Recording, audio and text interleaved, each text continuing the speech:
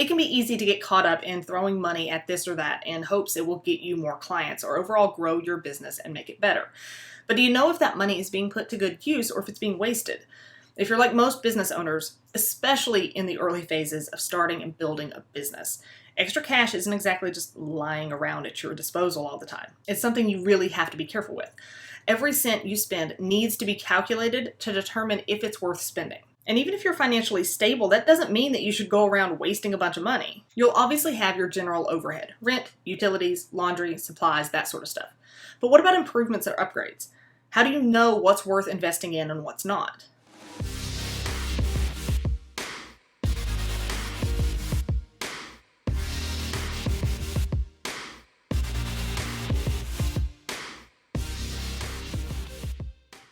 Hey y'all, Savannah Bell here with My Massage World. In order to know what's worth spending your time and money on, you'll need to really evaluate any investment. CE classes, marketing work, graphic design, your website, non-CE classes, books, furniture, equipment, enhancements, decorations, anything you use for your business or just professionally speaking is an investment. So before you make any investment like those mentioned, you have to consider the ROI or return on investment. And one great practice that I am a huge proponent of is looking back. Each quarter, each year, or whatever works best for your particular business. But look back regularly at what investments you made and what your return on them was. If you haven't kept track of these things so far, definitely start tracking investments now. But also try to go back and see what you've invested in over the last year. Take the time to comb through and see what you spent money on as an investment and write it all out. So let's say you took a great Ashiatsu class last year. You paid $1,000 for the class plus $500 for travel and expenses, plus another $500 for a set of bars, $300 on new marketing materials, and $200 on an ad campaign to promote it. You love it. It's something you're wildly passionate about and you're ready to take on the world with your feet. That's fantastic. But you've spent a total of $2,500 learning and implementing this new modality, and that doesn't even count your time. And this is something that so many therapists just don't even take into financial consideration. But as a business owner and service provider, your time is literally money. Let's say the class was 50 hours plus 10 hours of travel plus 10 hours of design and online work to change your marketing materials, add it to your website, run that Facebook ad campaign, and anything else that you did to promote it. That's 70 hours you've invested that could have been spent with clients. What would you charge for those 70 hours? Even if only half of those would be considered billable, so to speak, if you charge an average of $50 per visit, that's still $1,750. That means you've spent $2,500 straight out of your pocket plus that $1,750 worth of your time for a total of $4,250. It's a huge investment. Preferably, before you ever take the class, you would be calculating these things out. But even looking back, you can sit down and figure out what it's going to take to get a return on that. Maybe you charge $70 an hour specifically for Ashiatsu now. That means those first 60 Ashiatsu massages or so are simply you getting that money back. Everything after those first 60 would be considered your return on that investment. But how long is it going to take you to get those 60? If you advertise correctly and there's the market for it, it might not take that long at all.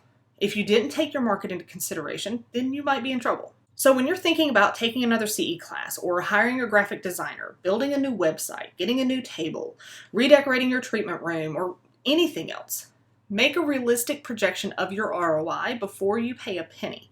Sit down and run the numbers of what it's going to cost you and how much realistically you can expect to get as a return on that investment and how long it's going to take to get it.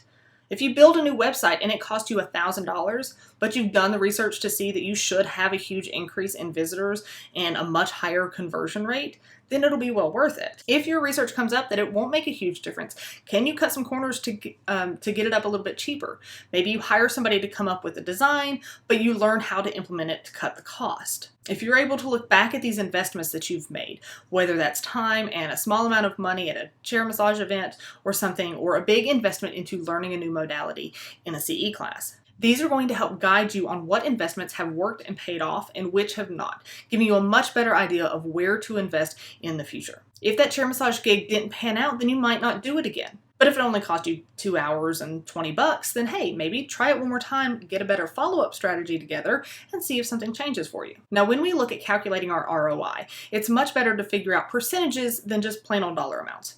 The reason for this is so that we can get a more accurate depiction of what's really giving us a good return on our investments. So let's say that Jane and Jim each made an investment. Jane made a profit of $100 and Jim made a profit of $1,500. Looks like Jim did a whole lot better, right? But wait, what if Jane invested $50 and Jim invested $50,000? Jane had a much better ROI of 200% versus Jim's 3%. When we look at those percentages, it tells the real story of how good our investment was and how much it really paid off.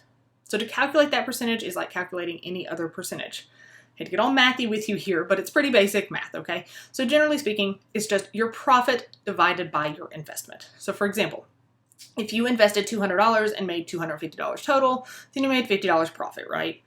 Then you just divide that by the $200 since that was your investment. That gives you 0.25, and if you remember how to convert to a percentage, you just move the decimal over 2 spaces, and that gives you your 25%. Remember, you're just taking your profit and dividing it by the investment amount. Now, why do you care about this? Because this is going to give you a much more accurate depiction of what is really a good investment and what isn't. If you're only getting, 10% ROI, that's not all that great.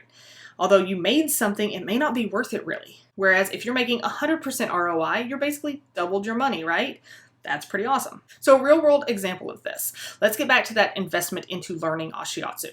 If you invested that $4,250, when we calculate in your out-of-pocket cost and your time, but you see 300 Ashiatsu clients over the next year at $70 a piece, $21,000. That's almost a 390% ROI. That's fantastic. Even if you just factor in the extra 20 you can charge for Ashiatsu over your regular massage, it's 40% ROI. That's not too darn shabby. And that's just within the first year. I know financials like this can seem daunting and aren't everybody's cup of tea, but if you really want to get serious about your business, increase your income, and ensure you're profitable in every way possible, calculating your ROI is one of the best steps to take. If you're needing some help diving into and understanding your numbers, I've got a class on that. I'll link it below. And if you need more help learning about organizing and marketing your business in any way, go check out my website over at mymassageworld.com and be sure to follow us on all your favorite social media platforms and join our Facebook group where I'm available for more individual help. Thanks for watching. See you next time.